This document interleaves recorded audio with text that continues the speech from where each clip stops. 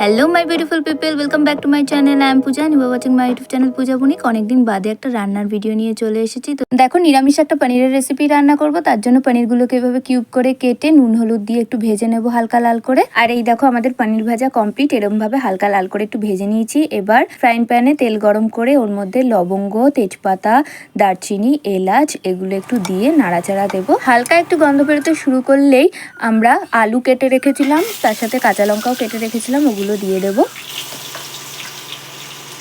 আপনারা চাইলে লঙ্কার গুঁড়ো বা শুকনো লঙ্কা ইউজ করতে পারেন এই রান্নাতে, বাট আমরা যেহেতু লঙ্কার গুঁড়ো আর শুকনো লঙ্কাটা কম খাই, তাই কাঁচা লঙ্কা দিয়েই রান্নাটা করব।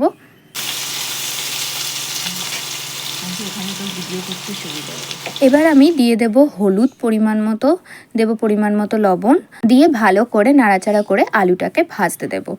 আমি এর আগেও দই পনিরের রেসিপি শেয়ার করেছি। তোমরা যারা এখনও দেখোনি আমার ভিডিওটা, তারা অবশ্যই দেখে নিও। আমি ডেসক্রিপশন বক্সে লিঙ্ক দিয়ে দেবো। আর তোমরা কিন্তু আমার চ্যানেলটা একদম সাবস্ক্রাইব করছো না, প্লিজ সাবস্ক্রাইব করে দিও আমার চ্যানেলটা। আর দেখতেই পাচ্ছ, এদিকে আমার আলুটা ভাজা হয়ে গেছে। এরকমভাবেই মোটামুটি একটা ভাজা হয়ে গেলে আমরা এর মধ্যে এবার জল দিয়ে দেব সিদ্ধ হওয়ার জন্য। আর এরই মাঝে আমি কিছুটা আদা কুচিয়ে রেখেছিলাম, সেটাও এর মধ্যে দিয়ে একটু নাড়াচাড়া করে নেব। তো রান্নাটা তো আমি আর মা মিলেই করছি। তো মা এখানে দেখো জিরে দিয়ে দিল, তারপর দেবে ধনে, তারপর একটু পরিমাণ মতো চিনি দেবে, আর দেবে হালকা করে একটু হলুদের গুঁড়ো পরিমাণ মতো অবশ্যই। আর দেখো লবণও দিয়েছি, দিয়ে এবার একটু নাড়াচাড়া করে রেখে দেবো ওটা সিদ্ধ হওয়ার জন্য। আর আমি এই পর্যায়ে টমেটোর বদলে একটু কিষানের সস দেব। দিয়ে দেখো, আমাদের মশলাটা এইভাবে ঠিক কষে আসলে আবারও আমরা জল দিয়ে রেখে দেবো ঢাকা দিয়ে কিছুক্ষণের জন্য। আর দেখো, এটা এবার ফুটতে শুরু করেছে। এই পর্যায়ে আমরা ওই ভেজে রাখা পনিরগুলো দিয়ে দিলাম।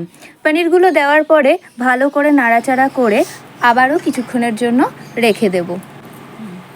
দেখো, কিছুক্ষণের মধ্যেই এটা ফুটতে শুরু করবে। আর নামানোর আগে গরম মশলা দেব। আর আমাদের দেখো নিরামিষ পনিরের তরকারি অলমোস্ট রেডি।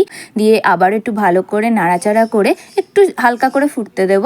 আর এই দেখো, আমাদের ফাইনালি নিরামিষ পনিরের তরকারি একদম রেডি। খেতেও খুব সুস্বাদু হয়েছে, খুব সুন্দর গন্ধ বেরিয়েছে। আপনারা এইভাবে একবার বাড়িতে ট্রাই করে দেখতে পারেন। যদি ট্রাই করেন তো অবশ্যই আমাকে কমেন্টে জানাবেন। আর আজকের জন্য বাই।